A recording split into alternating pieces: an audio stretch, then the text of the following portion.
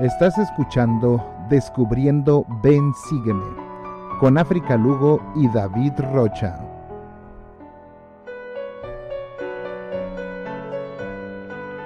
Las opiniones vertidas en este programa son de exclusiva responsabilidad de quienes las emiten y no representan necesariamente el pensamiento de la Iglesia de Jesucristo de los Santos de los Últimos Días.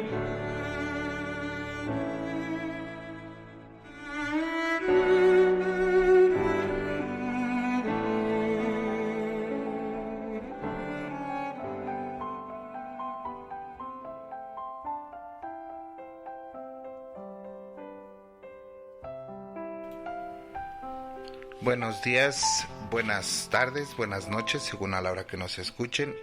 Yo soy Iván Rocha y les agradecemos mucho la oportunidad que nos dan de poder estar con ustedes y de poderles llevar hasta sus oídos el mensaje del Evangelio. En nuestros medios de comunicación, ya saben, correo descubriendobensígueme@hotmail.com.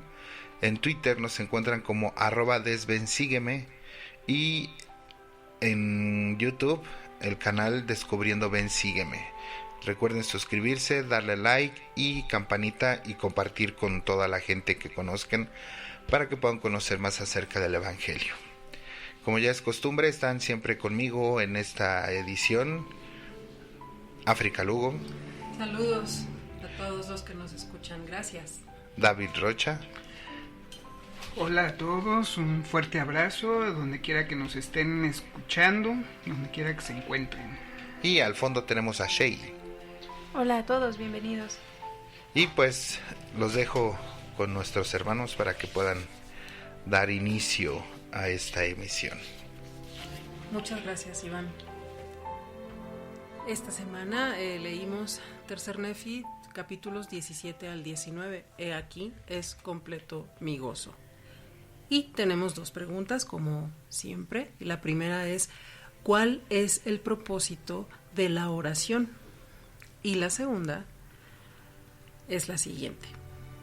¿Hay alguien en tu vida que te gustaría que Jesucristo sanara?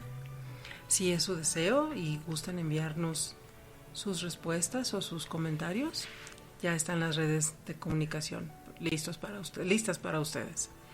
Y la pregunta que les tengo a ustedes el día de hoy es la siguiente. ¿Qué le pedirías al Salvador que sanara en ti? ¿Quién la quiere responder?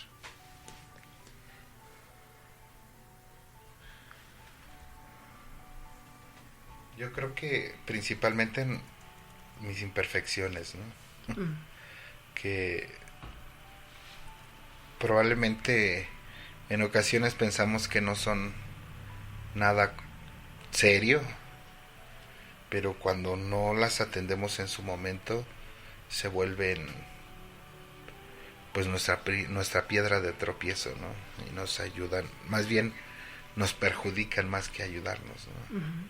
Yo creo que principalmente eso, nuestras imperfecciones, porque nuestros pecados pues nosotros tenemos en las manos el cómo aliviarlos, ¿no? Por medio del arrepentimiento y los pasos del arrepentimiento.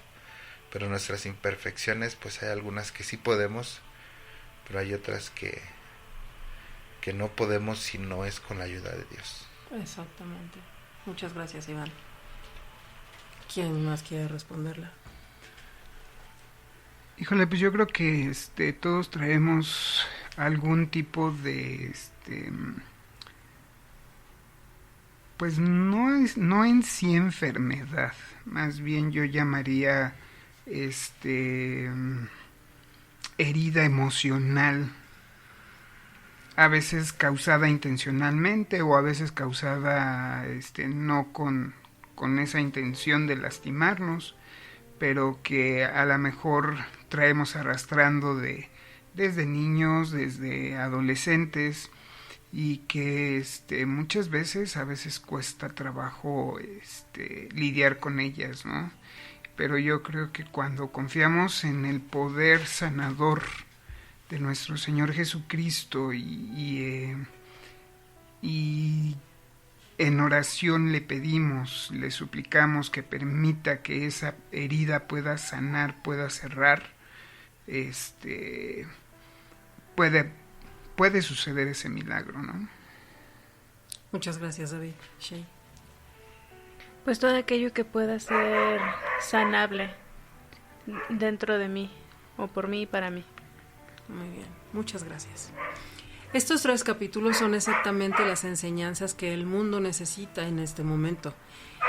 Incluso podríamos decir que el pueblo se preparó y se congregó para una conferencia general, como nosotros lo hicimos hace apenas algunos días. Entonces, si quieren saber más, tomen sus escrituras, un resaltador, una libreta, una pluma, y quédense con nosotros. Vamos a comenzar leyendo Tercer Nefi 17, versículos 1 y 2, por favor.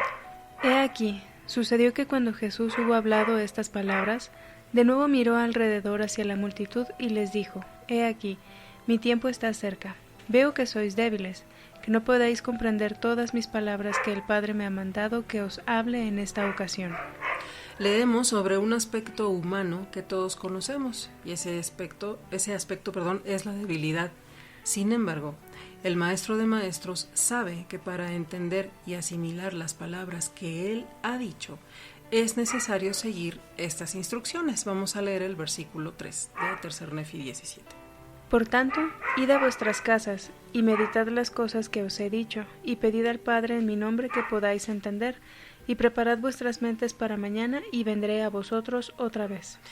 Nos da 5 pautas o 5 pasos para seguir una vez que haya el pueblo escuchado lo que había dicho el Salvador. La primera es: id a nuestras casas como familias. La segunda: meditad las cosas que nos ha dicho Jesucristo o sus escogidos. David, ¿por qué es importante meditar? Bueno, a veces nosotros pensamos que solamente con escuchar es más que suficiente, con escuchar o leer las escrituras o las palabras de los profetas modernos es más que suficiente para que nosotros podamos entender o para que podamos nosotros tener un crecimiento espiritual. Pero el Salvador, precisamente en estos capítulos que nosotros vamos a ver, nos ordenó a los nefitas, y que también es un mandamiento para todos nosotros, no solamente escuchar sus palabras. Enseñó sino mandó que también debemos de meditar las cosas que él les mencionó, les enseñó a los nefitas en ese momento. Enseñó que el hacerlo les ayudaría a entender, y fíjate que nos ayuda a preparar nuestras mentes para poder recibir un poquito más de conocimiento. Y esto pues nosotros lo podemos ver y concuerda perfectamente con escrituras que nosotros hemos encontrado en el Libro de Mormón, que mencionan que debemos de meditar en lo que leemos, vemos y oímos. No solamente lo que leemos, dice que también lo que vemos y lo que oímos. Y el presidente Marion G. Romney menciona algo muy importante del por qué debemos de meditar. Él menciona que al leer las escrituras ha sentido el desafío de las palabras, de la palabra meditar, considerar y reflexionar, que se usan con tanta frecuencia en el Libro de Mormón. El diccionario dice que meditar significa aplicar con profunda atención el pensamiento a la consideración de algo o alguna cosa o alguna circunstancia o algún hecho. Meditar es, a mi manera de pensar, una forma de orar. Ha sido por lo menos una manera de buscar el Espíritu del Señor en muchas ocasiones. Entonces aquí nos damos cuenta que nosotros al meditar estamos realmente orando, y lo que estamos haciendo, estamos buscando la sintonía del Espíritu Santo para poder abrir ese canal y para que nosotros incluso podamos recibir revelación. En el libro de Mormón hemos encontrado muchísimos ejemplos de profetas que al estar meditando las escrituras ellos han recibido grandes visiones y han recibido grandes revelaciones. Desde Lehi, Nefi e incluso el presidente Joseph Fielding Smith, ¿no? En Doctrina y Convenios.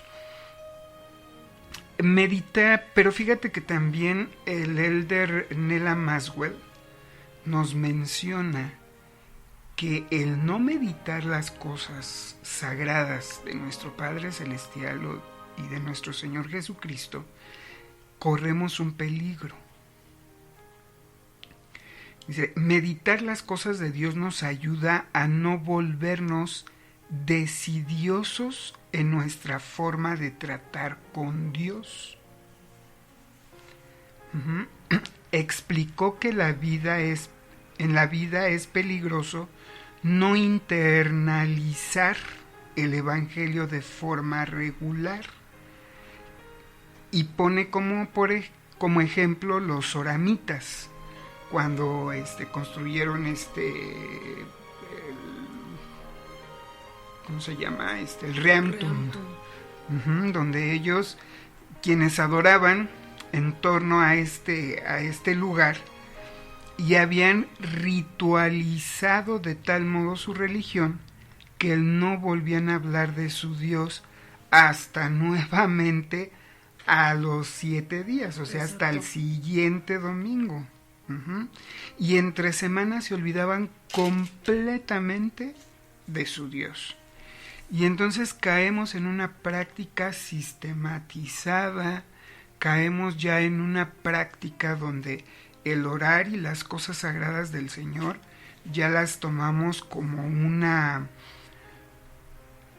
algo mecánico y ya no le damos ese sentido especial.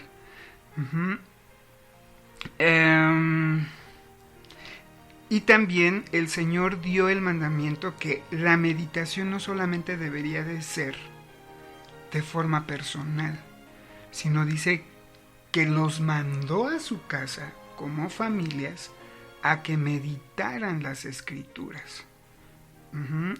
Dice, no debería sorprendernos si convertimos a nuestra religión en una rutina y no le damos la prioridad principal al reino, que la mente y el corazón naturalmente se nos vaya a otras cosas. Entonces, aquí nosotros nos podemos dar cuenta por qué es importante el poder meditar, porque es la única manera en la cual nosotros podemos, o es una de las herramientas por las cuales el Señor nos puede dar más conocimiento y revelación personal. Nos menciona también que debemos de meditar no solamente de manera personal, sino familiar. Y por último, el peligro que nosotros tenemos de caer en rutina o en ritos si nosotros no meditamos y hacemos las cosas con un corazón sincero. Y aunque sea un versículo, es motivo para meditar. Exactamente. Un versículo. Muy bien, muchas gracias. El tercer paso que nos dice este versículo 3 es orar para tener entendimiento. El cuarto, preparar nuestras mentes. Y el quinto, vendrá a nosotros otra vez. Entendemos que el mismo Salvador es el último tutor. Volverá a nosotros una y otra vez para enseñarnos línea por medio del Espíritu Santo. Él no tiene prisa ni está ocupado. Vamos a continuar leyendo el versículo 5, por favor. Y sucedió que cuando Jesús hubo hablado así, de nuevo dirigió la vista alrededor hacia la multitud, y vio que estaban llorando, y lo miraban fijamente, como si le quisieran pedir que permaneciese un poco más con ellos. Entendemos la importancia de tener una relación personal con Jesucristo, y que podemos pedirle que permanezca junto a nosotros. El 6. Y les dijo, he aquí, mis entrañas rebosan de compasión por vosotros. Esto demuestra la profundidad de sus sentimientos de amor y preocupación personal para cada uno. de nosotros, por supuesto. Regresemos por favor al versículo 4. Pero ahora voy al Padre, y también voy a mostrarme a las tribus perdidas de Israel, porque no están perdidas para el Padre, pues Él sabe a dónde las ha llevado. Aunque las tribus esparcidas de Israel se encuentran perdidas para el conocimiento del hombre, no lo están para Dios. Vamos a 2 Nefi 29, versículos 11 al 14. Porque mandó a todos los hombres, tanto en el este como en el oeste, y en el norte, así como en el sur, y en las islas del mar, como que escriban las palabras que yo les hablé, porque de los libros que se escriban juzgaré yo al mundo, cada cual según sus obras, conforme a lo que está escrito, porque he aquí, hablaré a los judíos y lo escribirán, y hablaré también a los nefitas, y estos lo escribirán, y también hablaré a las otras tribus de la casa de Israel que he conducido lejos, y lo escribirán, y también hablaré a todas las naciones de la tierra, y ellas lo escribirán.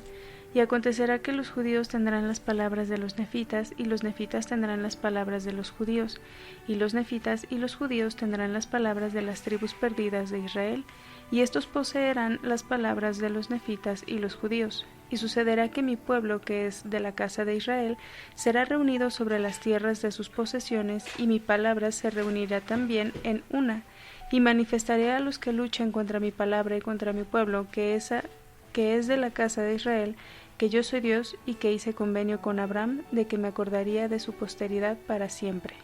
Es interesante notar que evidentemente el Señor resucitado se apareció a todos los pueblos que escribirían esos testimonios.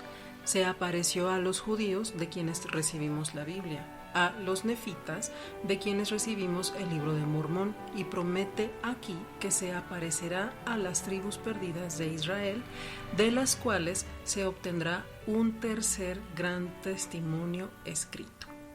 Continuamos ahora con los versículos 7 y 8, por favor. ¿Tenéis enfermos entre vosotros? Traedlos aquí. ¿Tenéis cojos o ciegos, o lisiados, o mutilados, o leprosos, o atrofiados, o sordos, o quienes estén afligidos de manera alguna? Traedlos aquí, y yo los sanaré, porque tengo compasión de vosotros, mis entrañas rebosan de misericordia.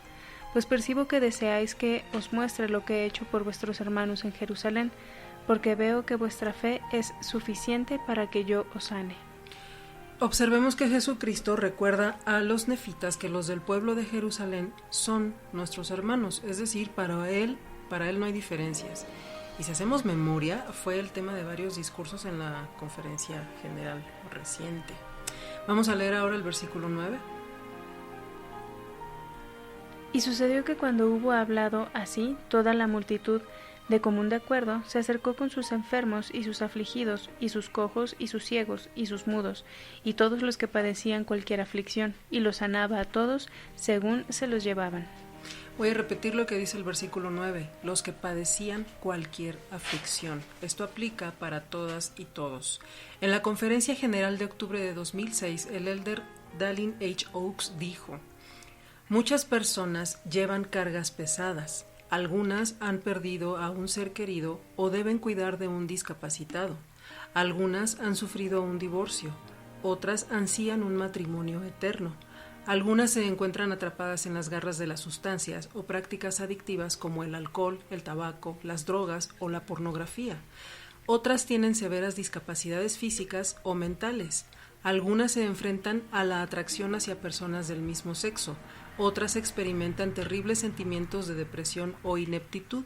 De una manera u otra, muchos llevan pesadas cargas. Cuando el Salvador se apareció a los justos en el Nuevo Mundo, pidió que se le acercaran los cojos, los ciegos o los que tuviesen otras dolencias físicas. Extendió la misma invitación a los que estuvieran afligidos de alguna manera. Traedlos aquí y yo los sanaré, dijo. El libro de Mormón relata cómo la multitud se acercó con todos los que padecían cualquier aflicción. En ese grupo debió haber personas con todas las variedades de aflicciones físicas, emocionales o mentales, y en la Escritura se testifica que Jesús los sanaba a todos. Entendemos que fueron sanados de manera física, mental y espiritual. El pueblo se postró ante sus pies, le adoraron y bañaron sus pies con sus lágrimas. Jesucristo mandó que llevaran a los niños pequeños haciendo un círculo alrededor de él. y manda a todos que se arrodillasen. Vamos a leer ahora los versículos 15 al 17 de Tercer Nefi 17. Ahí seguimos. Y cuando hubo pronunciado estas palabras, se arrodilló él mismo también en el suelo, y he aquí oró al Padre, y las cosas que oró no se pueden escribir, y los de la multitud que lo oyeron dieron testimonio, y de esta manera testifican: jamás el ojo ha visto ni el oído escuchado, antes de ahora, tan grandes y maravillosas cosas como las que vimos y oímos que Jesús habló al Padre.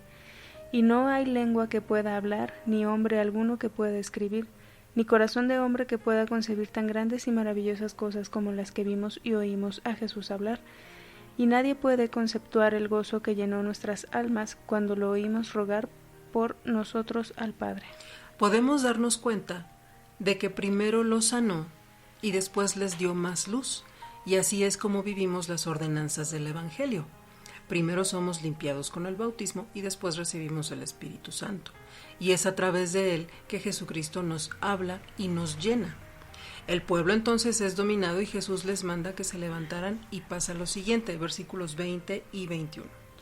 Y se levantaron del suelo y les dijo: benditos sois a causa de vuestra fe, y ahora he aquí es completo mi gozo.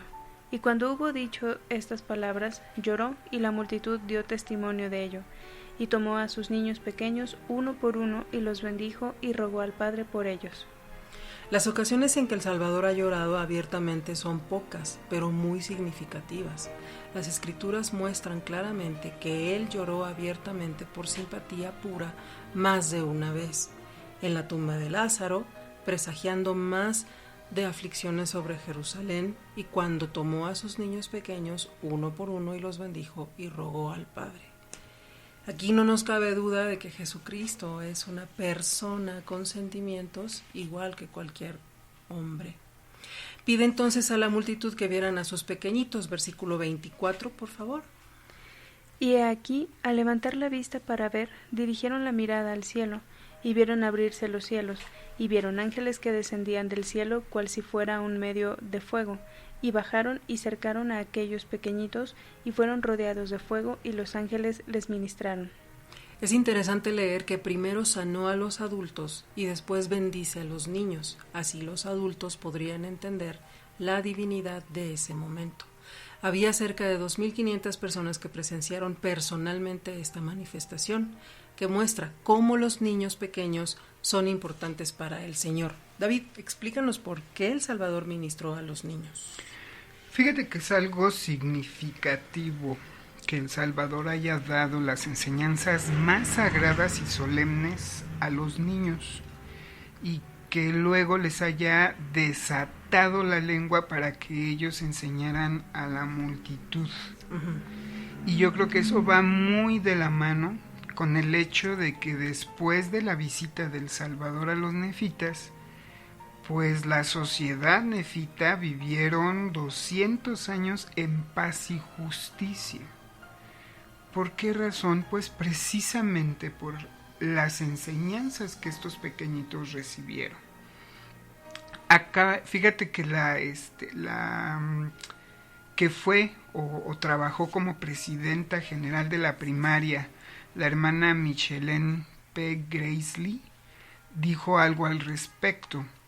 Dice: a causa de la instrucción milagrosa, las bendiciones y la atención que tanto ellos como sus niños recibieron, los hijos de sus hijos perpetuaron la rectitud en el transcurso de muchas generaciones.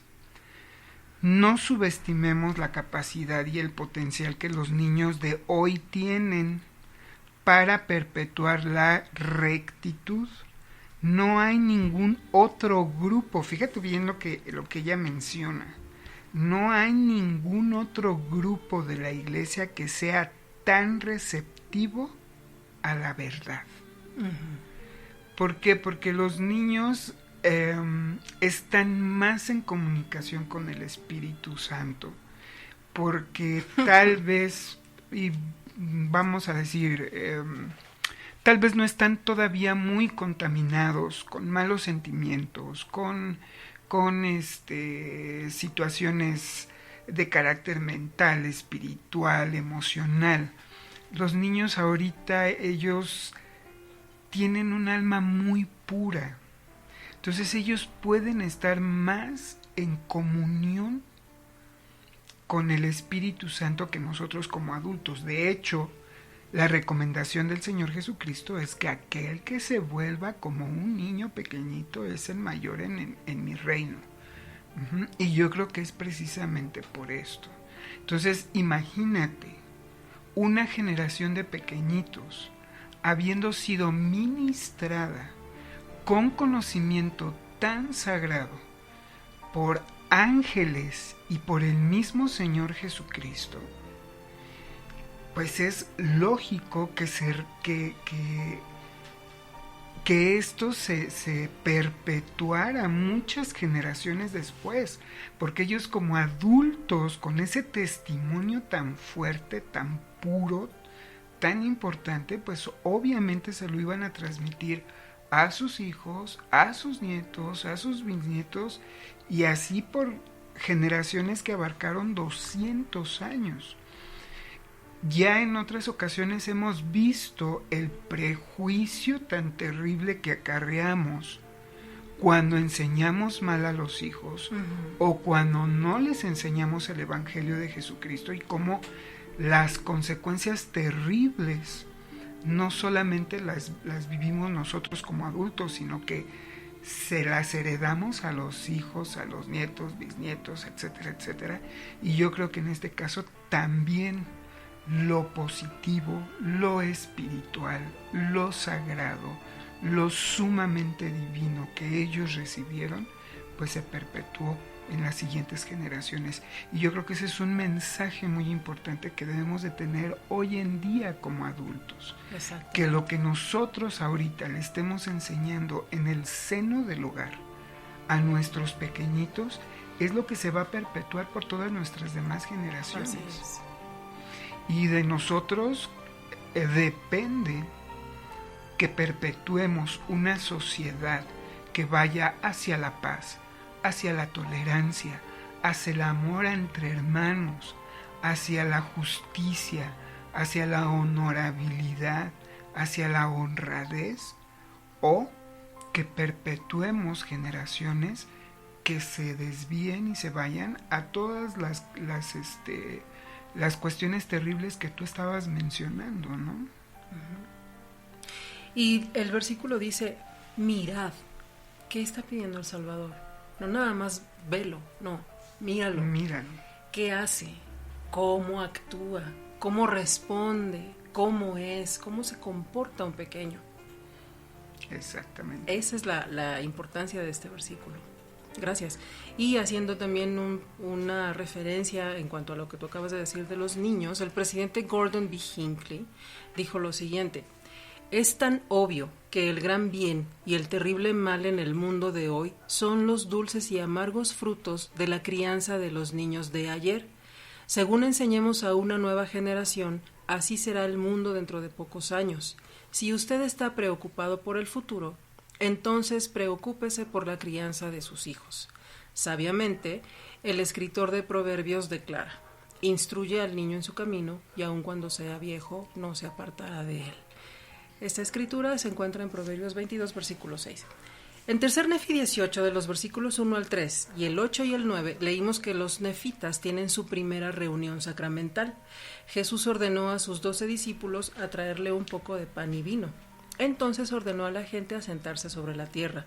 Tomó el pan y el vino, lo bendijo y lo dio a los 12. Por último, mandó que lo dieran a la multitud. De los versículos 5 al 11, les enseña a sus discípulos a administrar adecuadamente el sacramento, haciendo hincapié en algunos requisitos clave. Ellos debían siempre cumplir con esta ordenanza tal cual lo había hecho Cristo, y su simbolismo debía ser adecuadamente enseñado y comprendido. El pan y el vino representan el cuerpo y la sangre del Salvador, versículos 7 y 11. Se trata de un testimonio al Padre que siempre recordamos a Cristo, versículo 7. También atestiguamos que estamos dispuestos a hacer lo que Cristo ha mandado, versículo 10. Y si hacemos estas cosas, Él promete que tendremos su Espíritu para que esté con vosotros, versículo 7. Vamos a leer, por favor, el versículo 9. Tercer Nefi 18, versículo 9. Y aconteció que así lo hicieron, y bebieron y fueron llenos, y dieron a los de la multitud, y estos bebieron y fueron llenos. ¿Y de qué fueron llenos? El Salvador ha prometido anteriormente que quienes padecen hambre y sed de justicia serán llenos del Espíritu Santo. Cuando el Salvador volvió al día siguiente dijo: el que come de este pan come de mi cuerpo para su alma, y el que bebe de este vino bebe de mi sangre para su alma. Su alma nunca tendrá hambre ni sed, antes será llena. Y viene otra pregunta que dejamos a la reflexión. ¿En qué pensamos cuando participamos de los sacramentos? David, por favor, amplíanos un poco esto. Mira, aquí uno de los principios importantes que enseñó Jesucristo a los nefitas al instituir la Santa Cena es que la Santa Cena tiene varios propósitos. Desde renovar nuestros convenios, reconciliarnos nuevamente con el Señor, el que el Señor perdone nuestros pecados, el hacer una introspección de cómo nos portamos durante toda la semana, etcétera, etcétera. Pero nos menciona que el principal de todos ellos es el recordarlo a Él.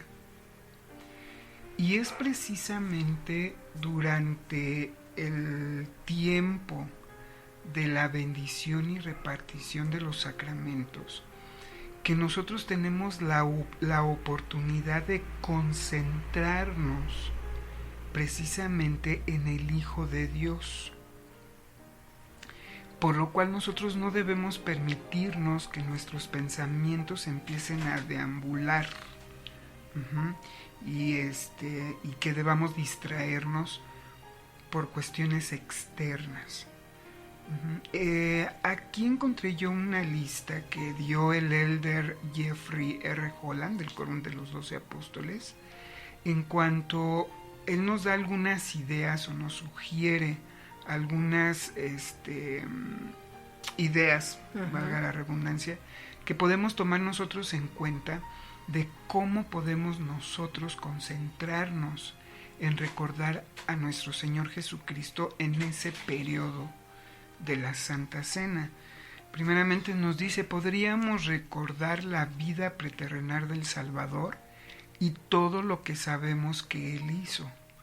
Podríamos recordar la sencilla grandiosidad de su nacimiento terrenal a una joven mujer. Podríamos recordar los milagros y las enseñanzas de Cristo, la forma en que Él sanó y prestó ayuda. Podríamos recordar que Jesús encontró un gozo y una felicidad especial en los niños y dijo que todos deberíamos ser más parecidos a ellos, que era lo que estábamos mencionando. Podríamos recordar que Cristo llamó amigos a sus discípulos. Podríamos y deberíamos recordar las cosas maravillosas que hemos recibido en nuestra vida y que todas las cosas que son buenas vienen de Cristo. Habrá días en que tendremos razones para recordar el trato cruel que se le dio, el rechazo que sufrió y la injusticia que padeció. Podemos recordar que Jesús tuvo que descender por debajo de todos antes de ascender a lo alto, y que sufrió dolores, aflicciones y tentaciones de todas clases para estar llenos de misericordia y saber cómo socorrer a su pueblo en sus enfermedades. Entonces yo creo que esas son muy buenas sugerencias que nosotros podríamos tomar en consideración para que nos podamos concentrar en ese maravilloso milagro que Él hizo por nosotros, el dar su vida para que nosotros podamos ser perdonados de nuestros pecados, para que podamos ser limpios, y abrió las puertas para que nosotros podamos regresar a la presencia de nuestro Padre Celestial, ¿no? Y también hay algo muy importante en lo que debemos de concentrarnos en lo sagrado de la ordenanza.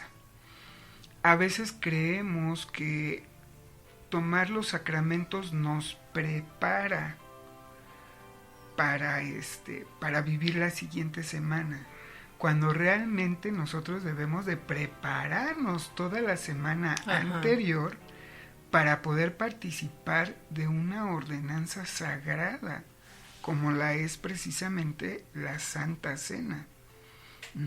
Fíjate que aquí lo podemos nosotros tomar en cuenta cuando él dejó de hablar a la multitud y entonces ahora se refiere y empieza a instruir a los 12 discípulos a los que él les dio Así la es. autoridad para poder ministrar estas ordenanzas. Y entonces les habla y les enseña lo sagrado que es la Santa Cena, a tal grado en donde el Señor les dice que no permitan que nadie indigno participe de la Santa Cena. ¿Por qué es importante que nosotros seamos dignos de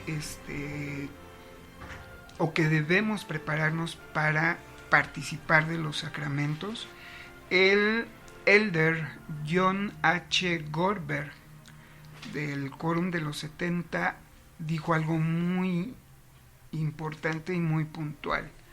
Dice, si deseamos mejorar, lo cual es arrepentirse, y si las autoridades del sacerdocio no nos han impuesto alguna restricción, entonces, en mi opinión, somos dignos. Okay. O sea, aquí nos está diciendo que nosotros no tenemos las llaves para autosuspendernos o para autoexcomulgarnos. Tenemos que ir y ser lo suficiente humildes y confiar en las personas que tienen esas llaves. En este caso, ¿quiénes son? Pues son los obispos. Exactamente. Pero sigue mencionando, pero si no tenemos deseos de mejorar, si no tenemos intención de seguir la guía del Espíritu, debemos preguntarnos, ¿somos dignos de participar o nos estamos burlando de la misma finalidad de la Santa Cena, la cual es la de servir de catalizador del arrepentimiento y el progreso personal? Si recordamos al Salvador y todo lo que Él ha hecho y lo que hará por nosotros, mejoraremos nuestro proceder. Y si nos acercamos más a Él, lo cual nos conservará en la senda que conduce hacia la vida eterna. Pero si nos negamos a arrepentirnos y mejorar, si no lo recordamos a Él ni guardamos sus mandamientos, detenemos nuestro progreso, y eso es condenación para nuestra alma. La Santa Cena se experimenta de forma sumamente personal, y cada cual sabe si es digno o no. Al participar dignamente de la Santa Cena, adquirimos conciencia de lo que nos haga falta mejorar y recibiremos la ayuda y la determinación de hacerlo. Sean cuales fueren nuestros problemas, la Santa Cena siempre nos infunde esperanza. La mayoría de esos problemas tenemos que resolverlos nosotros mismos. Por ejemplo, si no estamos pagando los diezmos, sencillamente decidimos empezar a pagarlos. Pero hay problemas de los que tenemos que hablar con el obispo y el Espíritu nos hará saber cuáles son. Entonces ahí yo creo que volvemos nuevamente a mencionar lo que ya habíamos visto de que era meditar las cosas sagradas, ¿no? Y no hacerlas mecánicas. Y aquí cuando nosotros participamos de los sacramentos sin la intención de querer mejorar, sino simplemente por cumplir con un requisito o porque todos los domingos mecánicamente ya lo hacemos, vamos, nos sentamos, participamos de los sacramentos y lo hacemos todo mecánico, sin meditar, sin sentir, sin pensar, sin tener la intención de mejorar, entonces dice aquí que detenemos nuestro progreso y caemos en condenación. Entonces yo creo que eso es algo también muy importante que nosotros tenemos que entender y comprender de lo sagrado que es la Santa Cena y ese momento que estamos ahí, ¿no? Y también hay algo muy importante que nosotros debemos de entender y comprender, que enseñó el elder Dalian H. Oaks. Él nos menciona que precisamente en la ordenanza de la Santa Cena es cuando se manifiestan las llaves del sacerdocio arónico. Nosotros sabemos que ellos les corresponde el derecho de ministrar la ordenanza de la Santa Cena. Y hay que recordar que cuando Juan el Bautista los ordena o restaura el sacerdocio arónico a José Smith y a Oliverio Cowdery, está restaurando también las llaves del sacerdocio arónico. Y parte de las llaves del sacerdocio arónico implica el hecho de que del ministerio de ángeles. Cuando nosotros participamos de manera correcta de la Santa Cena, nosotros tenemos el privilegio de en ese momento ser ministrados por ángeles. O sea, ¿te imaginas qué cosa tan sublime y tan especial? El saber que en ese momento el jovencito, el diácono, el maestro, el presbítero que está haciendo la ordenanza, ellos dan la vuelta a la llave para que toda la membresía que estamos ahí podamos ser merecedores, o que podamos tener ese beneficio de poder ser ministrados por ángeles. Pero ¿qué significa ser ministrados por ángeles? El elder Oaks menciona lo siguiente: esas ordenanzas del sacerdocio arónico también son vitales para el ministerio de ángeles. Los mensajes angelicales se pueden entregar por medio de una voz, meramente por pensamientos o sentimientos que se comunican a la mente. La mayoría de las comunicaciones angelicales se sienten o se escuchan en vez de verse. A veces queremos ver ángeles o ver directamente allá a los ángeles, cuando realmente aquí nos dice que es por medio de voces especiales que hablan a la mente y a los sentimientos, que ya lo habíamos visto en algunas otras clases. En general, las bendiciones de la compañía y la comunicación espiritual están disponibles solo para aquellos que están limpios por medio de las ordenanzas del bautismo y de la Santa Cena, del sacerdocio arónico. Quedamos limpios de nuestros pecados y se nos promete que si guardamos nuestros convenios, siempre tendremos su espíritu con nosotros. Yo creo que la promesa no solo se refiere al Espíritu Santo, sino también al ministerio de ángeles, porque los ángeles hablan por el poder del Espíritu Santo, por lo que declaran las palabras de Cristo, y esto lo podemos encontrar en 2 Nefi 32:3, donde habla precisamente de la lengua de ángeles.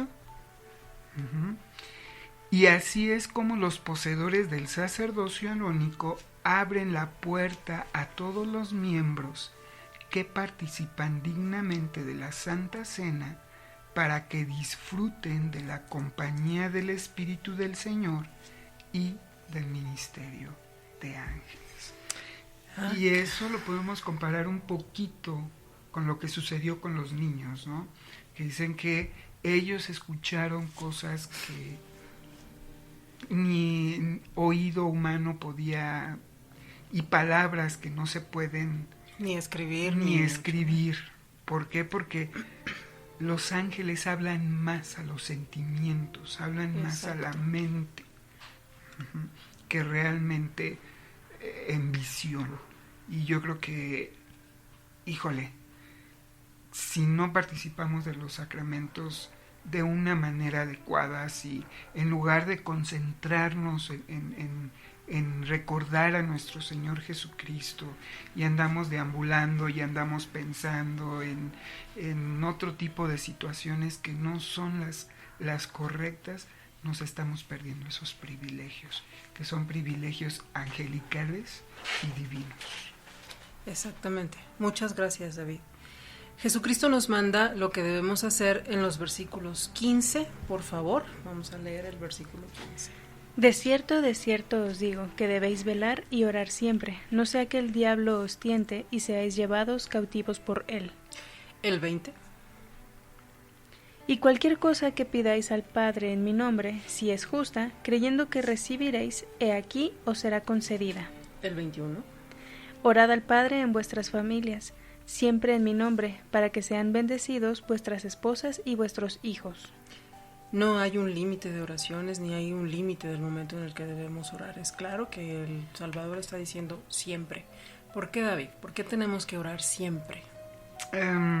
Fíjate que esa es precisamente la pregunta del Miñón. ¿Qué es lo que quiere decir el maestro cuando nos advierte? Porque es una advertencia que debemos de orar siempre. El elder Henry B. Eyring, yo creo que nos da un poquito de luz en cuanto a la respuesta a esta pregunta. Y él nos dice: no tengo la sabiduría necesaria para saber todos sus propósitos, cuando nos da el convenio de recordarle siempre y la advertencia de orar siempre para que no seamos vencidos. Pero sé uno de ellos, el por qué Dios conoce la perfección, las potentes fuerzas que influyen en nosotros, y también sabe lo que es ser un ser humano. O sea, un ser humano yéndonos al concepto de que tenemos debilidades, que tenemos imperfecciones y que en determinado momento podemos caer. Él sabe lo que son las preocupaciones de la vida que nos agobia. Él sabe que nuestras facultades humanas de lidiar con las cosas no son constantes. A medida que vaya aumentando la intensidad de las fuerzas que nos rodean, la fuerza espiritual que alguna vez fue suficiente no bastará, y se pondrá a nuestra disposición más crecimiento espiritual del que alguna vez consideramos posible. Nos encontramos en peligro si subestimamos tanto la necesidad de tener fuerza espiritual como la oportunidad de lograrla.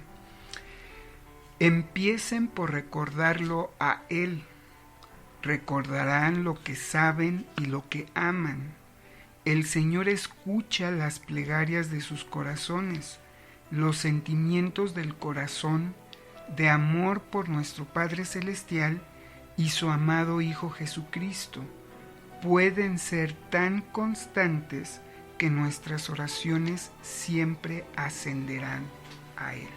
Entonces, nosotros sabemos que Satanás cada vez se está reforzando más.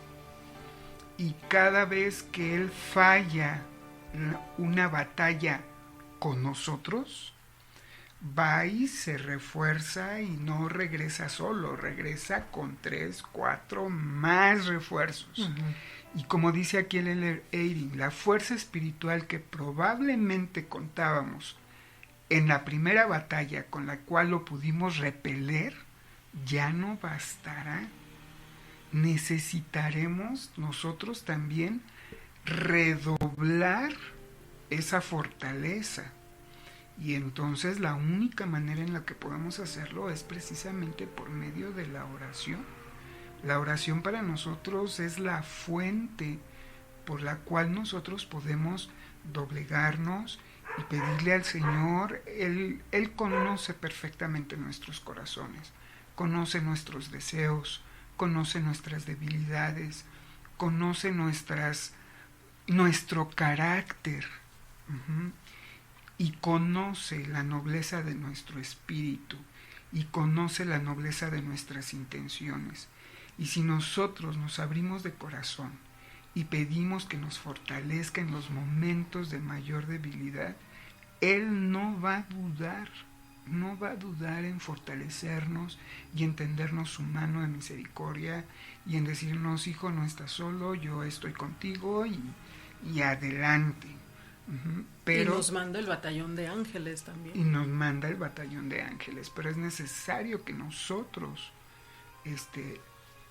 velemos y que oremos constantemente, no, como dice la Escritura, no sea que seamos vencidos. Okay. Muchas gracias. Vamos a leer el versículo 24, por favor. Alzad pues vuestra luz para que brille ante el mundo. He aquí, yo soy la luz que debéis sostener en alto. Aquellos que me habéis visto hacer, he aquí, habéis visto que he orado al Padre, y todos vosotros habéis sido testigos. Y ahora, tercer Nefi 19, versículo 1. Y sucedió que cuando Jesús hubo ascendido al cielo, se dispersó la multitud, y todo hombre tomó a su esposa y sus hijos y volvió a su propia casa. El pueblo hace lo que ya vimos anteriormente, van a sus hogares, meditan, etc. Vamos a leer el versículo 2, por favor. Y se divulgó inmediatamente entre el pueblo, antes que llegara la noche, que la multitud había visto a Jesús, y que él había ejercido su ministerio entre ellos, y que por la mañana otra vez se iba a mostrar a la multitud. Entendemos que ellos obedecieron a Jesucristo en cuanto a ser una luz. Entendieron también que el amor de Dios por todos sus hijos es que nosotros se lo demos a conocer. Y veamos algo más, versículo 3. Sí, y aún durante toda la noche se divulgaron las nuevas concernientes a Jesús, y a tal grado se esparcieron entre el pueblo, que hubo muchos, sí, un número extremadamente grande, que trabajaron afanosamente toda la noche para poder estar en la mañana siguiente en el paraje donde Jesús se iba a mostrar a la multitud. Gracias. Yo creo que para la conferencia general muchísimas personas tuvieron que prepararse así. Tuvieron incluso que modificar sus agendas, sus compromisos, su trabajo, para poder escuchar los mensajes de los escogidos. O levantarse temprano el sábado, que es el único día que tienen para descansar, ¿no? Esta vez leemos que era una multitud. En el versículo 4 conocimos por sus nombres a los 12 apóstoles, y no solo eso, también leímos que la gente se dividió en 12 grupos, y los 12 comenzaron a aplicar las enseñanzas de Jesucristo, pidiendo a la multitud que se arrodillase para orar, diciendo las mismas palabras que había dicho el Salvador, y oraban por lo siguiente, versículo 9. Y oraron por lo que más deseaban, y su deseo era que les fuese dado el Espíritu Santo. Siguiendo la enseñanza del pueblo, los discípulos les llevaron abajo a la orilla del agua.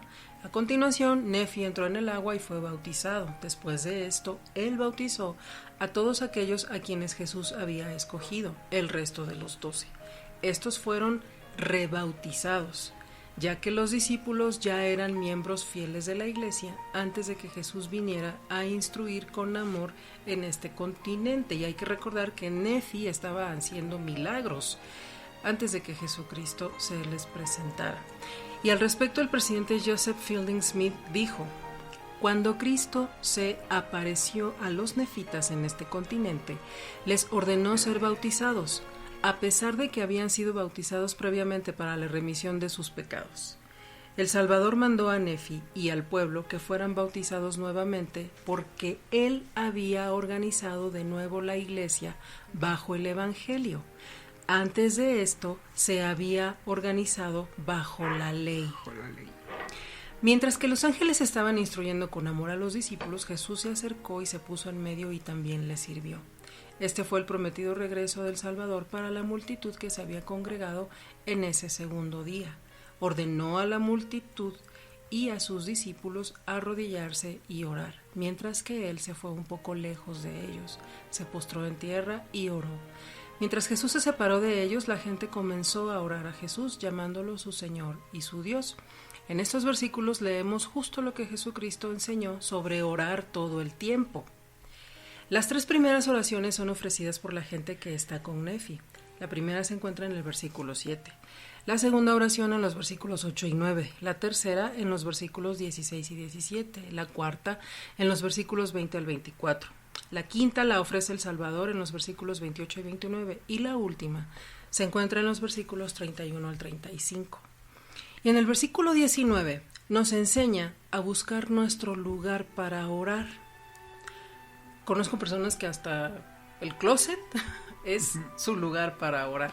Sí, y no importa dónde lo hagas, lo que importa es que en tu auto, antes de arrancar, en el garage, en donde puedas, en la azotea. Cierras en el baño. Sí, en el baño también, sí.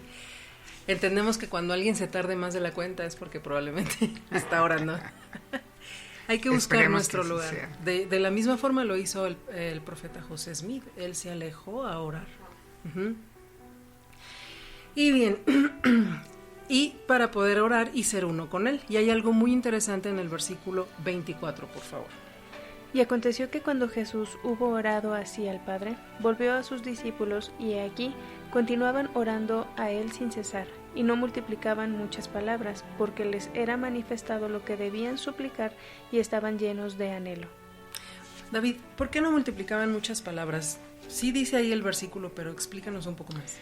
Mira, ellos estaban tan en sintonía con el Espíritu Santo que ya no... Lo que ellos pedían en su oración ya no era lo que ellos como seres carnales o como seres en un estado carnal deseaban, sino que ya estaban pidiendo la voluntad del Padre. Por eso es que dice la Escritura que ellos hablaban o que ellos pedían lo que el Espíritu les dictaba. Es algo increíble el poder llegar a tener esa afinidad con el Espíritu Santo, como para entonces empezar a pedir lo que realmente el Padre quiere para nosotros. Y de hecho podríamos citar muchísimos ejemplos de cómo muchas personas al momento de orar llegaba el momento en que ya no pedían ni para ellos, sino pedían ya para sus hermanos, para sus seres queridos, para su pueblo, para incluso hasta por los lamanitas, que eran sus enemigos. Y ahí es cuando ya tú te dejas llevar por el Espíritu Santo, y entonces te inundan los sentimientos de rectitud, de misericordia, de amor, de caridad hacia los hombres. Y entonces es cuando tú empiezas a pedir mediante lo que el Espíritu Santo pone en tu corazón.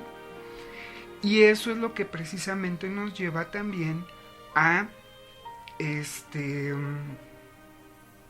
no estar repitiendo palabras. Aquí ellos nos pusieron un gran ejemplo. Y yo creo que todo esto se concentra en la intención. ¿Cuál es la intención? ¿Cuál es la intención por la que oramos? ¿Por qué estamos orando? ¿Cuál es el deseo que nos está llevando precisamente a arrodillarnos y a pedir al Señor? Y a agradecer al Señor. Exacto. Y ellos estaban cumpliendo precisamente con el mandamiento que el Señor dio a los judíos cuando Él estuvo con ellos en su ministerio terrenal, cuando les dijo: y al orar no uséis vanas repeticiones como los gentiles, que piensan que por su palabrería serán oídos. Y fíjate que el elder Jean R. Cook, hablando de meditar, menciona cosas que son tal vez un poquito duras, pero que realmente nos pueden hacer meditar precisamente en por qué oramos, cuál es la intención de nuestras oraciones. Dice, cuando oremos en público, tengamos cuidado de jamás dejarnos llevar por el deseo de recibir los honores de los hombres, que puede hacer que oremos sin verdadera intención o que aumentemos innecesariamente el largo de nuestras oraciones. A veces creemos que el hacer una oración larguísima es porque tenemos el espíritu, ¿no? Dice, la misma amonestación se aplica a quienes oran pensando en un público terrenal, en lugar de simplemente desear que los escuche el Señor. Siempre debemos de tener cuidado de evitar las oraciones floridas o las oraciones para impresionar. Y esto hablando con palabras muy domingueras y muy sofisticadas. No hay duda de que el Señor no le agrada que lo hagamos de ese modo y que no contestará las oraciones de las personas que no se concentren en el Señor o que no ore con verdadera intención. Y volvemos nuevamente al ejemplo de los niños. Es tan especial escuchar a los pequeñitos orar, porque realmente son oraciones que les salen de su corazón. El hecho de que escuches a un niño que pide por su mascota, por su papá, por su hermanito, por su abuelita, por el obispo, o sea, es increíble porque son oraciones que efectivamente salen del corazón. Y son oraciones breves, concisas y llenas de un espíritu increíble. Entonces, yo creo que todo esto se resume en eso. ¿Cuál es la intención por la que yo estoy orando? Y cuando nosotros oramos por la intención o por el propósito correcto, entramos automáticamente en sintonía con el Espíritu Santo y nos damos cuenta que lo que nosotros pedimos en nuestra oración va de acuerdo con los deseos de un Padre amoroso y con los deseos de nuestro hermano mayor que dio su vida por todos nosotros, ¿no? Exactamente. Y un ejemplo también muy claro, lo acabas de decir, es el mismo Jesucristo. Él pedía, pero que no sea mi voluntad, sino la tuya. Exactamente. También nuestras oraciones deben de ser dirigidas a aceptar su voluntad, de cualquiera que sea. Bien, vamos a leer el versículo 32 y 33, por favor. Y la lengua no puede expresar las palabras que oró, ni pueden ser escritas por hombre alguno las palabras que oró. Y la multitud oyó y da testimonio, y se abrieron sus corazones y comprendieron en sus corazones las palabras que él oró. Nuevamente tenemos las palabras sentidas. Exactamente. Fíjate que yo lo comparo, por ejemplo, con esto. Los que han tenido la fortuna de ser padres, cuando ven a sus hijos pequeñitos, recién nacidos, y si en ese momento alguien les pudiera pedir que describieran con palabras lo que sienten al ver a sus hijos pequeñitos, a un bebé, ¿qué es lo primerito que te dicen? Es que no encuentro las palabras suficientes o las palabras adecuadas para poder expresar lo que siento. Así es. Y lo mismo vemos cuando nos sellamos como familia y cuando pasamos por una situación espiritual tan sagrada y tan hermosa, no hay palabras para poder describir lo que nosotros estamos sintiendo, como dice ahí, en sus corazones. Esa es la lengua de ángeles. Esa es la manera en que los ángeles se comunican con nosotros. Y esa es la manera en que el Espíritu Santo nos habla al corazón y a la mente. Y son palabras que no podemos hablar, no podemos describir, no podemos encontrar las palabras adecuadas. Exactamente. Encontramos algo muy hermoso en los versículos 25 y 30, por favor. Y ocurrió que Jesús los bendijo mientras le dirigían sus oraciones, y la sonrisa de su faz fue sobre ellos, y los iluminó la luz de su semblante, y he aquí, estaban tan blancos como el semblante y como los vestidos de Jesús, y he aquí su blancura excedía a toda blancura, sí, no podía haber sobre la tierra cosa tan blanca como su blancura. Y cuando Jesús hubo hablado estas palabras, vino otra vez a sus discípulos, y he aquí, oraban a él constantemente sin cesar, y de nuevo él les sonrió, y he aquí estaban blancos aún como Jesús. Imagínense a Jesucristo sonriendo en ese momento. Por eso el título de esta lección, mi gozo es completo. Incluso dice que estaban blancos aún como Jesús. Todos nosotros podemos ser purificados y llegar a tener esa blancura conforme a nuestro comportamiento. El elder Jeffrey Art Holland dijo: hay lugar para los solteros, para los casados, para las familias numerosas y para los que no tienen hijos. Hay lugar para quienes alguna vez han tenido inquietudes concernientes a su fe y para quienes todavía las tienen. Hay lugar para quienes difieren en cuanto a su atracción sexual.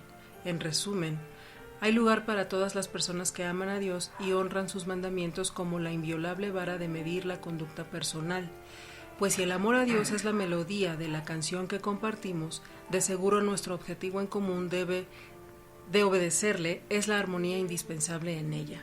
Con los divinos mandatos de amor y fe, arrepentimiento y compasión, honradez y perdón, en el coro hay lugar para todos los que deseen estar en él. Vengan como son, nos dice el amoroso Padre a cada uno de nosotros, pero añade, no planeen permanecer como son. Nosotros sonreímos y recordamos que Dios tiene la determinación de hacer de nosotros más de lo que pensábamos que podríamos llegar a ser. Vamos por último a leer Apocalipsis 21:4, por favor, y esta se queda la reflexión. Y enjugará Dios toda lágrima de los ojos de ellos, y ya no habrá más muerte, ni habrá más llanto, ni clamor, ni odio, porque las primeras cosas han dejado de ser. Muchas gracias. Hemos llegado al final de esta emisión. Muchas gracias por este tiempo. Gracias porque nos permiten estar con ustedes un ratito, unidos, aunque no estemos juntos. Y quisiera despedirme leyendo la letra, un pedacito de la letra de una canción de un grupo australiano llamado Air Supply, que dice así: en los ojos de un niño hay alegría, hay risas, hay esperanza, hay confianza, la oportunidad de dar forma al futuro. Para las lecciones de la vida, no hay mejor maestro que la mirada en los ojos de un niño. Hermanas, hermanos, amigos, amigas, mamás, papás, debemos pedir ser sanados para ver en la mirada de nuestros niños. Y para quienes no son padres, ya lo mencionó David, recuerden que el mandamiento es ser como niños. Muchas gracias, que tengan una maravillosa semana, David. Hasta luego, amigos, que cuídense mucho y nos vemos en la próxima emisión. Shay. Gracias a todos por escucharnos. Pues muchas gracias por estar al pendiente, como lo hemos dicho. Gracias por estar con nosotros, por acompañarnos, y nos despedimos y nos escuchamos en la próxima emisión. Y pues muchas gracias y hasta la próxima.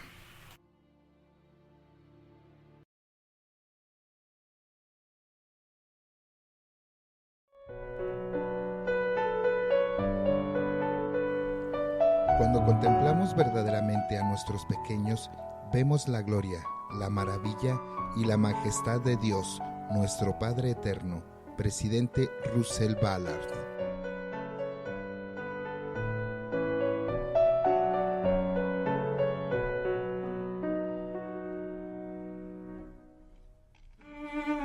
Esto fue Ven Sígueme, un programa más de Chilango Radionet.